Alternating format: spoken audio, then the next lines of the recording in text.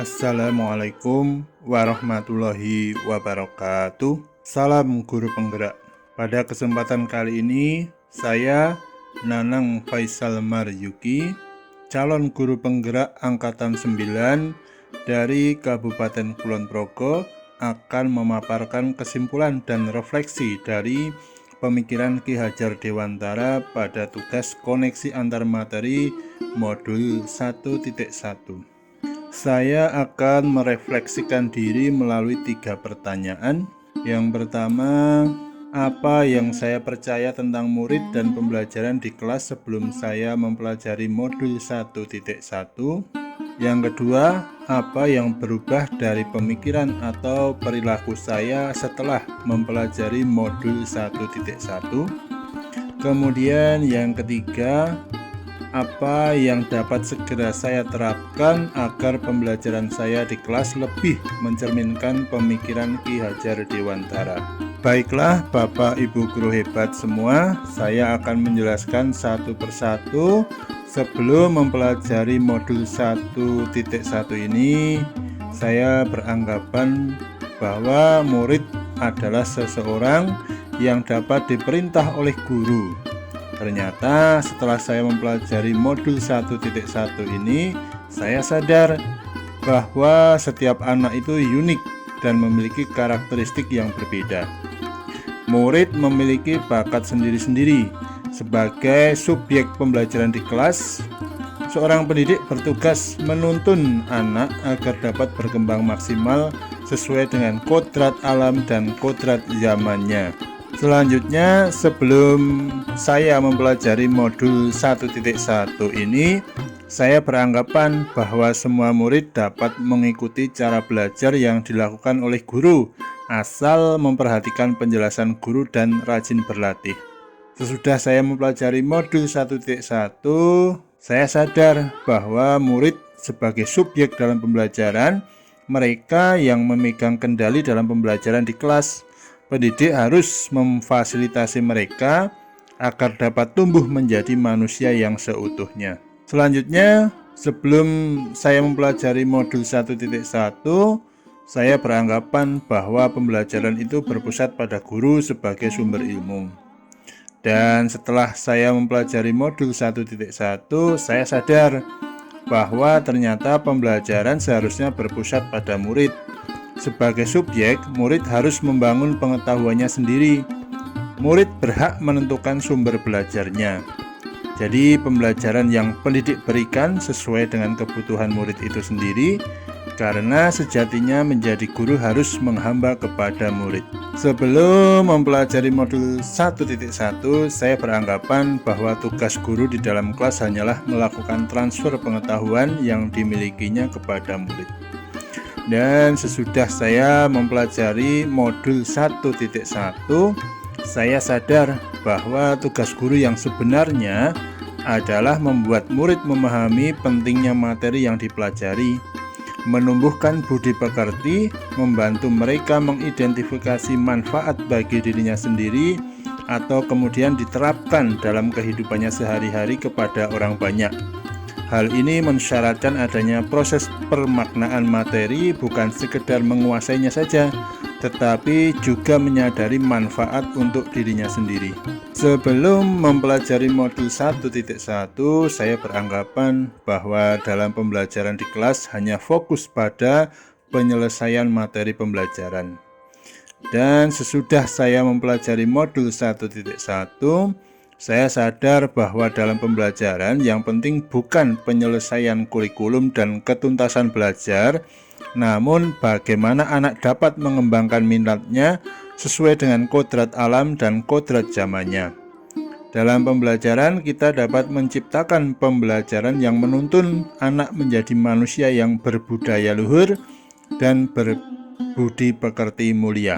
Kemudian, sebelum mempelajari modul 1.1, saya beranggapan bahwa dalam penilaian lebih berfokus kepada penilaian pengetahuan saja. Dan sesudah saya mempelajari modul 1.1, saya sadar bahwa dalam penilaian kita tidak boleh hanya menilai aspek pengetahuan saja, tetapi harus dapat menilai sikap dan keterampilan. karena ketiga penilaian ini merupakan satu kesatuan yang tidak dapat dipisahkan untuk dapat menentukan keberhasilan belajar murid. Untuk umpan balik khusus untuk pendidik adalah supaya dapat melakukan evaluasi diri atas pembelajaran yang sudah dilakukan.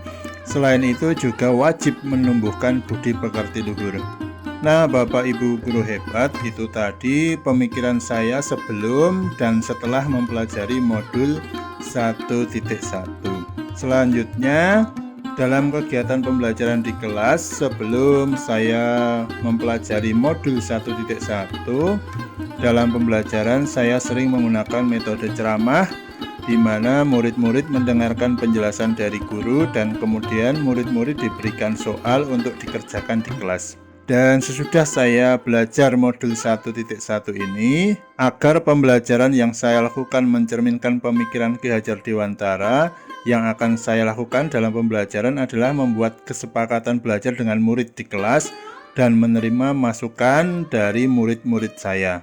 Saya akan mendesain kelas menjadi lingkungan yang menyenangkan sesuai dengan dunia anak, seperti membuat pojok baca, menata tempat duduk yang sesuai dengan kebutuhan pembelajaran. Kemudian saya akan menjadikan murid sebagai subjek pembelajaran yang bisa mengeksplor apa yang murid mau tentang pembelajaran tanpa paksaan dan dengan cara yang disukai oleh murid-murid. Saya juga akan melakukan pengembangan diri agar menguasai strategi pembelajaran yang sesuai kodrat zaman untuk melatih 6 kecakapan abad 21, sehingga pembelajaran yang saya lakukan di kelas sesuai dengan kondisi terkini atau sesuai dengan kodrat zaman.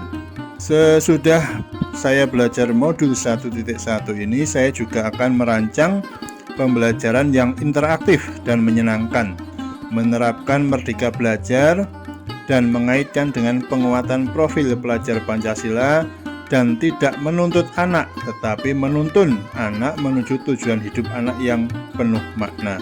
Selain itu, sebagai wujud dari tujuan pendidikan yang utama, yaitu lahirnya anak yang tidak hanya kompeten dari segi akademis dan juga berbudi pekerti yang baik, saya sebagai guru selain memberikan nasihat harus juga bisa memberikan teladan yang baik. Jadi anak tidak hanya melakukan apa yang saya katakan, tetapi harapannya anak mampu meneladani atau menyontoh perilaku-perilaku yang baik yang saya contohkan.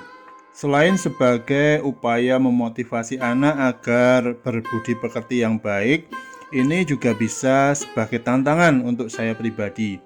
Bagaimana cara agar saya bisa konsisten memberikan keteladanan yang baik? Seperti guru itu adalah sosok yang digugu dan ditiru.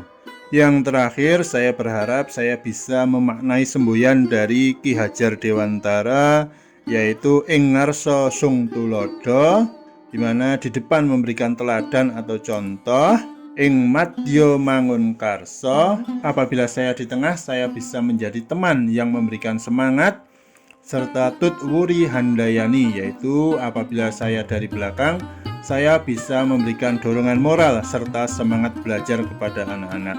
Bapak Ibu guru hebat, kesimpulan yang bisa saya sampaikan yaitu dasar-dasar pemikiran Ki Hajar Dewantara harus segera diterapkan dalam proses pembelajaran di kelas ataupun di sekolah. Di antaranya, pendidikan adalah menuntun anak sesuai dengan minat dan bakatnya. Pendidikan bukan hanya ilmu akademis saja, namun perlu penanaman budi pekerti luhur. Dan pendidikan sejatinya adalah menghamba kepada murid.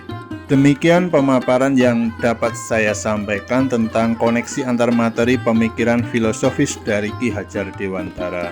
Mohon maaf apabila banyak kesalahan dalam penyampaian. Salam dan bahagia. Wassalamualaikum warahmatullahi wabarakatuh.